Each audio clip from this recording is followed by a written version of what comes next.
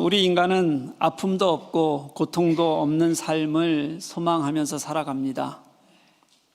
그래서 우리는 늘 잘 되기 위해서 기도하는 거죠.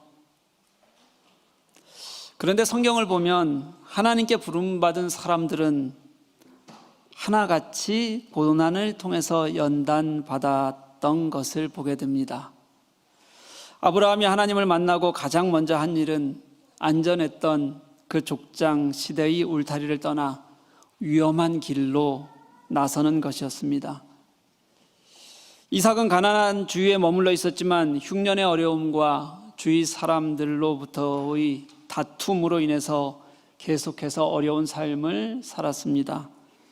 야곱은 자기의 욕심 때문에 평생을 고통 속에서 고난 속에서 살았던 것을 우리가 너무 잘 알고 있습니다. 성경의 어떤 인물도 고난 없이 순탄하게 살았던 사람은 없습니다. C.S. 루이스는요, 고통의 문제라는 책에서 고통을 이렇게 얘기합니다. 고통은 점점 더 하나님을 닮아가는, 하나님을 온전히 신뢰하는 존재로 내가 돌아가는데 필요한 연단의 과정이다. 그렇게 C.S. 루이스는 이해합니다. 다시 말해 고통이라는 게 나 중심적인 삶에서 보면 절망이고 좌절이고 그렇지만요, 하나님과의 관계에서 보면 하나님께서 나를 향하시고 나를 찾아오시는 하나님을 경험하는 시간이라는 그런 뜻이 됩니다. 오늘 말씀을 읽어보면 이렇습니다. 제가 다시 한번 읽어보겠습니다. 시험을 참는 자는 복이 있나니 이는 시련을 견디어낸 자가 주께서 자기를 사랑하는 자들에게 약속하신 생명의 면류관을 얻을 것이기 때문이라. 너무 기니까 조금 어렵죠? 이 말씀은 야고보서를 시작하면서 3주 차에 강의했던 1장 2절과 4절 말씀을, 2절부터 4절 말씀을 아마 고스란히 반복하는 것이라고 생각하시면 될 것 같아요. 제가 요약을 간단하게 한번 해볼게요. 이렇게 됩니다. 시험을 당하거든 온전히 기뻐하십시오. 시험이 인내를 만들어 너희로 부족함이 없게 하려는 것입니다. 좀 쉽죠? 오늘 말씀과 아마 거의 동일할 것 같아요. 그런데 형식적으로는 거의 동일한 구조를 가지고 있지만 내용적으로는 조금 달라요. 2절에서 4절에서 말하는 시험은 외부로부터 오는 시험이에요. 그 시험을 당할 때 외부로부터 오는 시험을 당하면서 그 시험은 어떤 시험이냐면 당하는 사람의 본질이 드러나게 되는 그런 시험입니다. 예를 들면 내가 예수를 잘 믿는 줄 알았어요. 그런데 외부로부터 삶의 풍파가 몰려오고 어려운 일을 당하게 되니까 금방 넘어지더란 말이죠. 그리고 허우적대는 거예요. 또 어떤 사람은 동일하게 그런 외부로부터의 시험을 당하는데 그 시험 앞에서 어떤 사람은 주님을 더 의지하고 결국 승리하는 삶을 살아요. 이렇게 자신이 어떤 모습인지 본질을 드러내게 되는 그런 시험이라는 거예요. 그런데 오늘 본문의 시험은요, 2절에서 사용한 것과 같은 똑같은 단어를 사용하고 있지만 그런데 그것만으로 그치는 것이 아니라 13절 말씀, 14절 말씀으로 넘어가면 우리가 그 다음 주 이어서 볼 말씀에 이 시험이라는 단어가 또 나오는데 이렇게 14절에는 설명해요. 뭐라고 설명하냐면 오직 각 사람이 시험을 받는 것은 자기 욕심에 끌려 미혹됨이니 이렇게 말씀하고 있습니다. 우리의 욕심 때문에 우리가 시험을 당하고 있다, 그렇게 말씀하시고요, 오늘 본문의 말씀은 이걸 이미 염두에 두고 말하는 거예요. 우리의 욕심 때문에 생기는 시험, 그게 사실은 우리들에게 가장 많습니다. 그런데 욕심이라는 거 한번 생각해 볼게요. 여러분, 우리는 참 쉽게 욕망의 지배를 당하고 살아갑니다. 욕망 앞에 서면 대부분의 사람들이 너무 쉽게 무너집니다. 왜 그렇게 매이게 되고 벗어나지 못하는지, 예수 믿는 사람들이면 도대체 나는 왜 이게 이렇게 안 될까? 답답한 마음들을 한 번쯤은 가졌을 때가 있었을 겁니다. 욕심이라는 게 사실은 끝이 없습니다. 게다가 욕심은 힘이 있어요. 웬만해서는 우리 힘으로는 넘어서기가 어렵습니다. 아주 여러 겹으로 시험들을 촘촘히 만들어 놓고 그렇게 우리를 유혹하니까 그 욕심을 넘어서기가 정말 어려운 게 사실인 것 같습니다. 그런데 여러분, 왜 그렇게 그 유혹으로부터 오는 욕심을 우리가 넘어서기가 어려울까요? 사랑 때문입니다. 무엇을 더 사랑하는가에 따라서 달라지는 것입니다. 오늘 말씀은요, 시험이 오면 견디라 그래요. 근데 이 견딘다는 말이 무슨 뜻이냐면 저항한다, 이런 뜻이에요. 여러분, 저항이 무엇인 줄 아십니까? 우리나라에는 수많은 저항의 역사를 가지고 있습니다. 이 저항이라는 건요, 어떤 힘이나 조건에 굽히지 않고 거역하거나 견디는 거예요. 다시 말하면 저항이 있으려면 두 가지가 있어야 돼요. 하나는 뭐냐면 억누르는 힘이 있어야 돼요. 옳지 않은 힘이 있어야 되고요. 그리고 또 반대에는 그 힘에 맞서는 용기가 있어야, 그래야 그걸 저항이라고 얘기해요. 욕망이 그만큼 힘이 있다는 뜻입니다. 그래서 저항한다라는 표현을 하나님께서 오늘 말씀 속에서 숨어있는 뜻으로 쓰시는 거예요. 욕심을 버리기 위해서는 그만큼 어렵고 내가 그것에 맞서려는 용기가 필요하다는 걸 그래서 말씀하고 있는 겁니다. 이 저항이 어떤 것인지 잘 알 수 있는 게 우리 일제의 식민지에 맞섰던 독립운동, 또는 우리 독재에 맞섰던 민주화운동, 이런 것들을 생각하면 됩니다. 일제의 식민지에 맞선 3.1운동이나 상해의 임시정부를 중심으로 했던 독립투쟁이 다 저항이었습니다. 대한민국 정부 수립 후에 많은 민주화 운동들도 독재 정권에 맞선 저항 운동이었습니다. 1960년에 있었던 4.19 혁명, 1980년에 있었던 5.18 민주화 운동, 1987년에 있었던 6월 민주항쟁, 이게 다 저항 운동이라고 생각하시면 돼요. 억압하는 힘에 맞서려면 사회적인 이득을 포기해야 되는 일들이 많습니다. 심지어는 그런 민주화 운동을 통해서는 수많은 동지들이 목숨을 잃기도 했습니다. 그들에게는 세상에서 주는 편이나 이득보다 사람이 더 중요했고 민주적 가치가 더 중요했기 때문에 그들은 그렇게 모든 것을 포기하기도 했고 죽어가기도 한 겁니다. 올해 초에 여러분들 소식 들었을 겁니다. 2021년에는 우리나라에서 조금 떨어진 미얀마에서 민주화 운동이 있었습니다. 수없이 많은 무고한 시민들이 죽어갔고 힘을 점점 잃어가고 있습니다. 과정이 이렇습니다. 미얀마 군부가 군사 쿠데타로 정권을 차지하니까 그의 저항에서 조금 맛보았던 그 민주주의라도 잃지 않겠다고 민주주의를 회복하기 위해서 시민들이 일어났습니다. 많은 사람들이 거리로 나와서 민주주의를 외쳤는데 군부가 시민들을 향해서 무차별 발포를 하면서 수많은 희생자가 생겼습니다. 거기에는 어린아이와 힘없는 여자들이 희생이 컸습니다. 이게 꼭 전두환 군부의 쿠데타로 군세정권이 세워지고 시민들을 향해서 발포를 하고 대량 학살을 했던 1980년의 광주와 아주 흡사하게 닮아 있습니다. 그래서 저는 미얀마에 꼭 민주화가 이루어지기를 바라는 마음으로 지금도 기도하고 있습니다. 1980년에 광주의 무고한 시민들이 그렇게 무참하게 죽어갔지만 그들의 저항은 깊은 뿌리가 되었고, 그리고 1987년의 민주주의의 승리를 이끌어냈던 것처럼 그들에게도 승리가 있을 것이라고 믿고 기도하고 있습니다. 사람이 어떤 길을 걸을 것인가, 어떤 것에 더 가치를 두고 있는가, 이건요, 무엇을 더 사랑하는가에 따라서 결정이 됩니다. 무엇을 더 사랑하는가.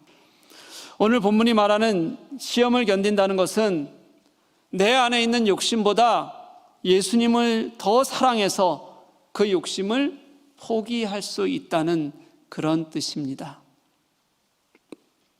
욕심을 포기하면 당장 눈앞에 있는 것을 잃을 수도 있지만 예수님이 더 소중해서 그 욕심에 저항하고 그리고 그 욕심을 이기려고 하면 그 안에서 우리가 승리를 얻을 수 있다는 뜻입니다. 그래서 오늘 본문은요, 이 시련을 견뎌낸 자, 이게 시험에 저항한 자라는 뜻이고요, 이 단어하고요, 주께서 자기를 사랑하는 자, 이거를 하나의 동격으로 그렇게 문장 속에서 가르쳐주고 있어요. 우리가 하나님을 진짜 사랑한다는 것을 무엇으로 증명하는가? 어떻게 증명해낼 수 있는가? 세상에 저항하여 이기는 것으로 증명되어져야 한다는 거예요. 야고보는 맨날 우리가 하나님을 사랑한다고 말로만 하지 말고 증거를 좀 보여라, 이렇게 말하는 것이고요, 그 증거는 세상의 유혹에 저항해서 이겼는가, 이것으로 우리는 하나님을 사랑하고 있다는 것을 증명해낼 수 있다는 뜻입니다. 지난주에 말씀드린 대로 예수님께서도 가르치셨던 하나님과 재물을 동시에 섬길 수 없다는 그 말씀을 야고보는 다시 꺼내어서 우리들에게 보여주고 있는 거예요. 자꾸 피해가지 말고 솔직하게 하나님을 우리의 면전에 두고, 우리의 앞에 두고, 돈보다 재물보다 그 하나님을 더 사랑하는가, 이 질문에 우리가 답할 수 있어야 한다는 뜻입니다. 사랑하는 교회 여러분, 하나님을 사랑하십니까? 여러분, 이럴 때 움츠러들면 안 됩니다. 그럼 지는 거예요. 하나님을 사랑하라고 증명해 보이라니까 사랑하냐고 물어보면 대답도 못 하시는 분들이 생겨요. 여러분, 그러면 하나님에 대한 우리의 마음도 의심하는 거예요. 자신이 없으니까 이런 질문에 포기하고 싶어지죠. 여러분, 그러지 마셔요. 그러지 마십시다. 지금까지 우리가 그러지 못했다면 이제는 선언이라도 좀 하십시다. 이제 주님을 더 사랑하고 주님을 더 소중히 섬기겠다고 그렇게 결단하는 마음이라도 있어야죠. 그렇게 결단이라도 담아 우리가 고백할 수 있어야 그 고백 속에서 진짜 그리스도를 닮아 살려고 애쓰는 마음도 더 커지게 되는 겁니다. 다시 한번 물을게요, 여러분. 사랑하는 여러분, 예수 그리스도의 십자가 복음을 믿으십니까? 그 복음의 은혜에 여러분 감동하고 사십니까? 그 하나님을 사랑하십니까? 예, 사랑하십시오. 결단하십시오. 견디기 위해서는 힘이 필요해요. 저항하기 위해서는 버티는 힘이 필요합니다. 성령께 그 힘을 달라고 여러분 매달리십시오. 기도하십시오. 부르짖으십시오. 저항하기 위해서는 포기할 것이 생길 거예요. 그 포기가 내가 주님께 가는 길에 즐거움이 된다고 그렇게 여러분 마음에 선언하십시오. 눈에 보이는 것에만 의지해서는 불가능한 일입니다. 내 눈이 계속 세상에 머물러서는 안 되는 일입니다. 주님을 향해서 우리의 시선을 돌리는 겁니다. 그래서 우리의 눈이 주님께로 향하고 주님에게서 그렇게 향했던 눈이 떠나지 않겠다고 그렇게 다짐하는 것이어야 해요. 그러면서 내 손에 잡아 움켜쥐고 있던 것들을 좀 내려놓을 수 있어야 해요. 그래야 세상에 저항할 수 있고 세상에 지지 않고 승리할 수 있게 됩니다. 그게 주님께서 가르치신 방법이에요. 그런 자를 하나님은 당신을 사랑하는 자, 이렇게 말씀해 주신다는 거예요. 당신을 사랑하는 자. 그렇게 자기를 사랑하는 자들에게 약속하신 생명의 면류관을 주시겠다고 말씀하세요. 지금 여러분 자꾸 저항해라, 세상에서 버려라, 이렇게 말씀드리니까 마음이 힘든 분들이 있을 거예요. 그런데 여러분, 오늘 본문은 그 형식이 축복을 선언하는 축복문이에요. 시험을 견디는 자는 행복합니다. 왜냐하면 하나님이 자기를 사랑하는 자들에게 생명의 면류관을 주실 것이기 때문입니다. 이게 오늘 본문의 사실은 말씀이에요. 축복문에는 두 가지가 있습니다. 하나는 현재의 상태에 대한 축복이에요. 이런 거예요, 여러분. 현금 10억이 있는 사람은 행복하다, 이런 거예요. 또 강남의 아파트를 가지고 있는 사람은 행복하다. 이거 다 축복문에 해당하는 거예요. 이런 거 있으면 여러분 행복하겠죠? 안 행복해요? 없어요?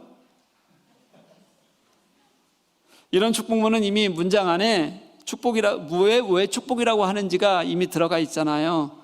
현재의 상태가 그러니까 문장 안에 이미 들어서 넣을 수 있는 거예요. 그런데 오늘 본문 같은 걸 한번 보십시오. 이거는 미래의 상태를 얘기하는 축복문이에요. 지금 눈에 보이는 형편은 축복이라고 말할 수 있는 게 아니에요. 그런데 그 내면의 상태를 보면 축복일 수 있다는 거예요. 내일에 대한 소망을 보면 그러면 축복이라는 거예요. 예를 들면 마태복음에 나오는 팔복 같은 거요, 누가복음에 나오는 4개의 복이나 4개의 화 같은 게, 이런 게 오늘 본문과 같은 축복문이에요. 가난한 사람은 행복합니다. 여러분, 말이 됩니까 이게? 지난주에 말씀드렸다시피 말이 안 되는 거잖아요. 가난하면 사람들은 불행을 더 많이 느끼게 되어져 있어요. 그런데도 행복하다고 얘기했으니까 그 이후에 그 설명을 추가하는 거예요.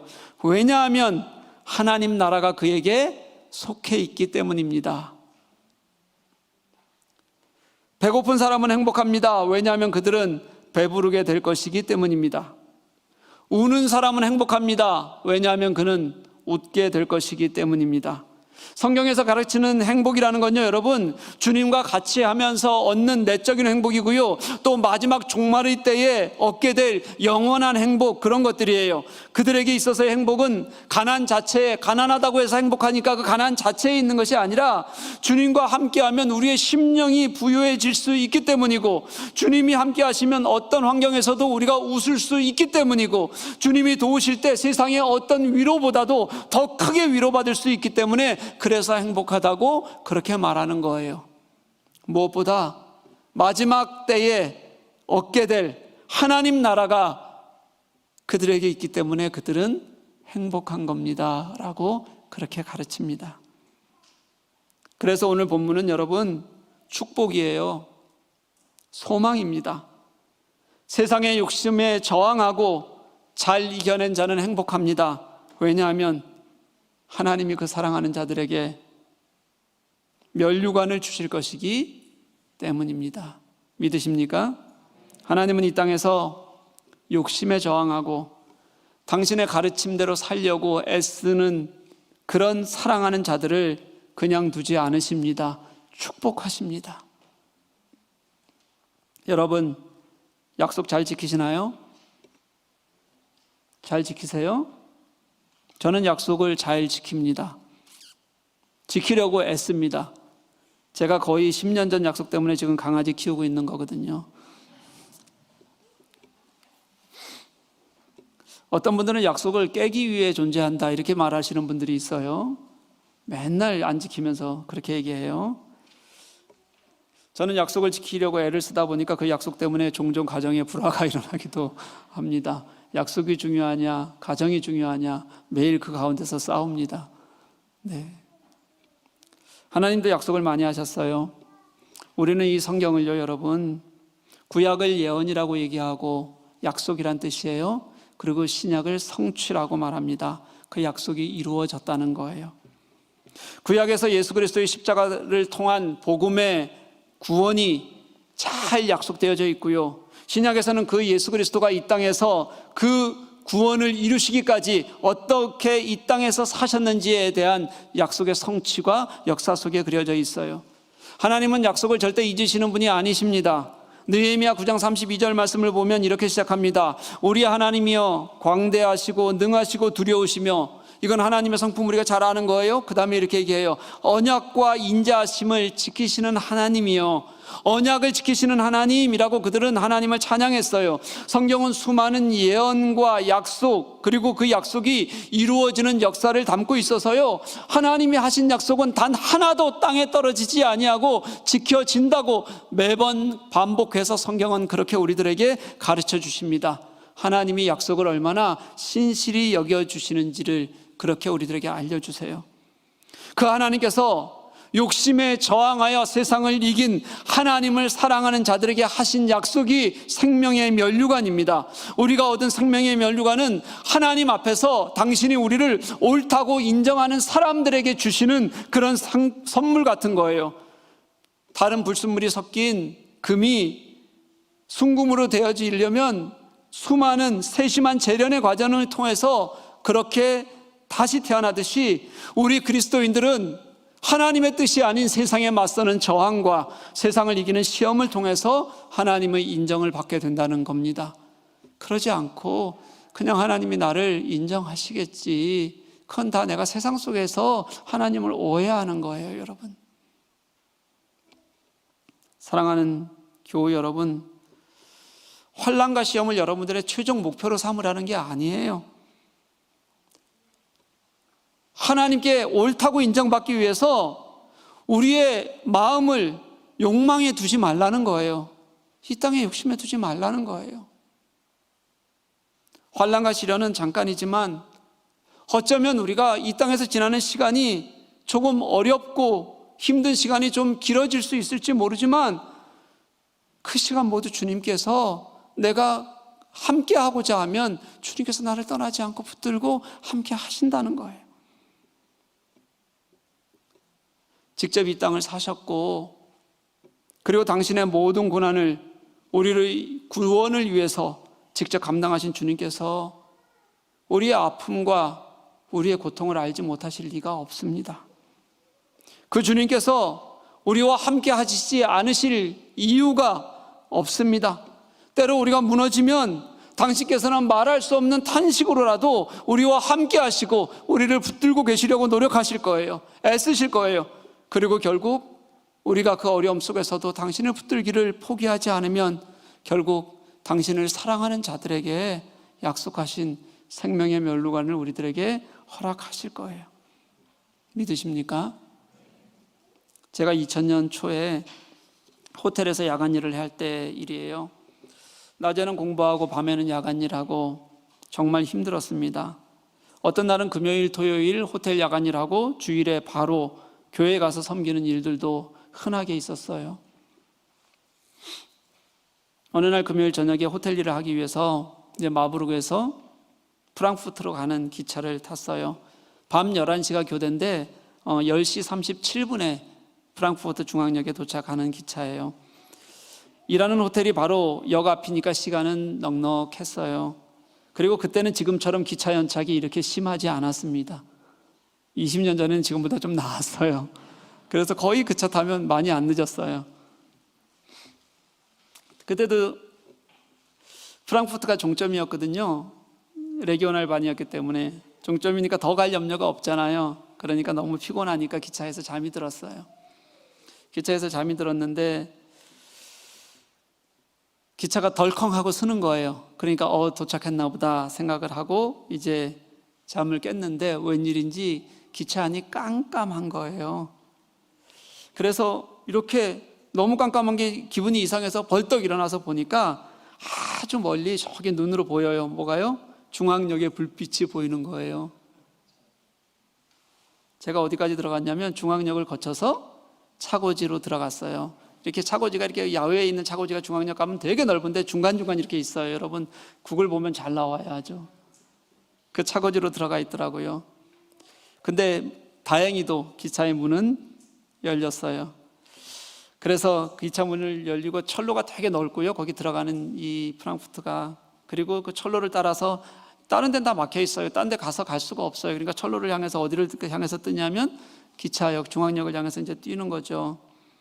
제가 11시 맞추려고 열심히 뛰었어요. 그런데 가는데 저쪽에서 제 옆으로는 확 지나가진 않았지만 저쪽에서도 기차가 들어오고 저쪽에서도 기차가 들어오고 여기서 기차가 나가고 막 이러는데 좀 아찔한 느낌이 들었어요. 그러면서 열심히 막 그 중앙역을 향해서 뛰면서 그런 생각이 들었습니다. 이렇게 피곤하게 뭐하러 굳이 힘들게 살지 내가 굳이 이렇게까지 해서 공부를 해야 되나? 이런 마음이 들었습니다. 좀 실망도 되고 잠 못 깬 것에 대한 자괴감도 있고 속상하기도 하고 그 위험한데 철로를 뛰고 길게 뛰는 마음에 이런저런 마음이 드는데 그때 또 이런 마음이 같이 드는 거예요. 너 잘 먹고 잘 살자고 너 이곳에 와서 공부하는 거 아니지 않냐? 생각해보니까 제가 먹고 사는 문제로 그렇게 고생하고 있는 건 아니거든요. 먹고 사는 문제로만이라고 생각했으면 저는 신학하지 않고 공부하지 않고 딴 일 했으면 훨씬 더 잘 먹고 잘 살 수 있을 자신이 지금도 있습니다. 먹고 사는 문제만 얘기하면요. 그런데 저는 그게 아니라 하나님의 부르심을 받았고 공부를 하고 교회를 섬기고 하나님의 일을 하는 소망이 제게는 가장 큰 소망이었거든요. 저는 그것을 하나님에 대한 소망이라고 말하고 싶고요. 지금이 아니라 내일에 주시는 소망이라고 그렇게 말하고 싶습니다. 예수님의 공생에는 모든 시간이 고생이었고 고난이었습니다. 매 순간을 시련을 눈앞에 두고 사셨습니다. 그분은 자신이 걷고 있던 그 땅에 머리를 들 곳조차 없으셨습니다. 가난의 시련에 직면하셨고 십자가를 지시기까지 온갖 조롱과 증오를 경험하셨습니다. 신체적 폭력을 다 당하고 그렇게 십자가를 지셨습니다. 그렇게 이 땅에서의 고난을 통해서 예수님께서 얻은 것이 우리를 위한 복음 구속입니다. 예수님께는 그것이 면류관이었습니다. 사랑하는 교회 여러분, 우리는 믿음의 지식에는 강하지만 믿음의 삶에는 약한 신앙을 살아갑니다. 이제는 지식이 아니라 진짜 주님을 더 사랑하는 마음이, 그리고 삶의 증거가 우리에게서 더 커지기를 간절히 소망합니다. 여러분, 이제 지식은 버리고 주님께 증거되는 삶을 살아가십시다. 그래서 세상을 포기하는 기쁨을 주님과 함께 동행하면서 언제라도 느낄 수 있는 저와 여러분이 되었으면 좋겠습니다. 사랑하는 교회 여러분, 시련 속에서도 주님을 신뢰할 수 있을 만큼, 어떤 시련 속에서도 주님을 신뢰할 수 있을 만큼 주님을 사랑하십시다. 혹시라도 시련이 우리에게서 재물을 빼앗아 갈 때 그때는 주님을 더 사랑하십시다. 혹시라도 나의 재물이 늘어난다면 그때에도 여전히 그 재물보다 주님이 더 좋고 주님이 더 내 깊은 사랑이 되게 하십시다. 하나님은 그렇게 당신을 사랑하는 자에게 생명의 면류관을 주실 것이기 때문입니다. 찬양하시겠습니다.